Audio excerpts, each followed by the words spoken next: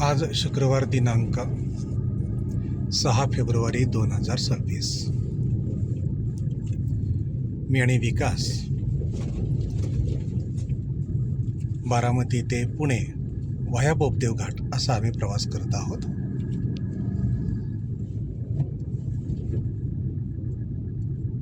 गेल्या 17-18 वर्षांपासून या घाटातून मी प्रवास करतो आहे.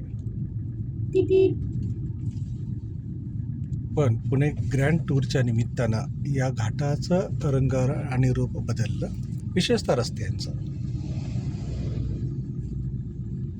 ते अप्रतिम झालेलं आहे. मध्यंतरी जे पुणे ग्रँड टूरच्या निमित्तानं पुणे ग्रामीण परिसरामध्ये जे अनेक चांगले रस्ते झाले त्यापैकी हा एक रस्ता. आणि सोशल मीडियावर अनेक मीम्स आले, अनेक अप्रतिम कॉमेंट्स आल्या, भाष्य आलं.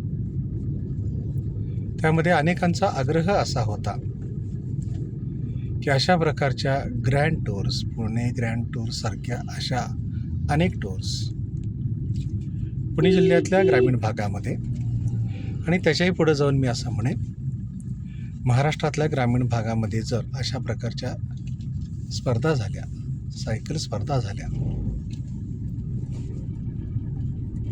तर ज्यांना कधीही अशा प्रकारचे रस्ते मिळणार नाहीत. गुळगुळीत रस्ता, रस्त्यावर मार्किंग,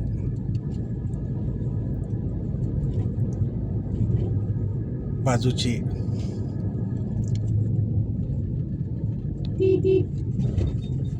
संरक्षक भिंत रंगवलेली आहे. अशा प्रकारचं चित्र सगळीकडे दिसायला पाहिजे.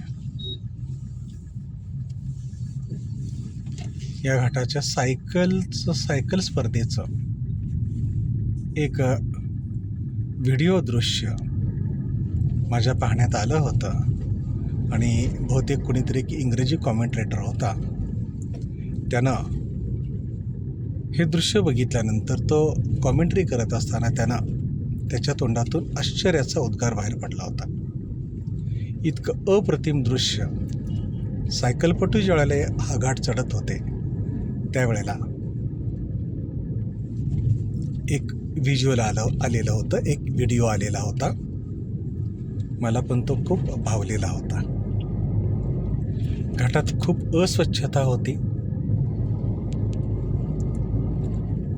लोकांनी कचरा कसाही टाकलेला होता.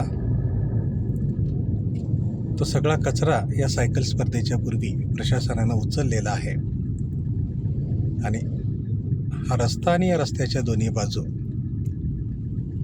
खूप छान अशा सजवलेल्या आहेत.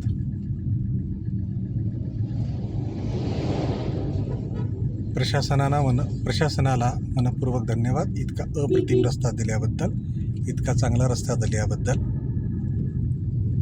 आणि पुणे सायकल टूरला धन्यवाद की पुणे सायकल टूरच्या निमित्तानं आम्हाला इतका छान रस्ता, एक चांगला रस्ता मिळाल्याबद्दल धन्यवाद.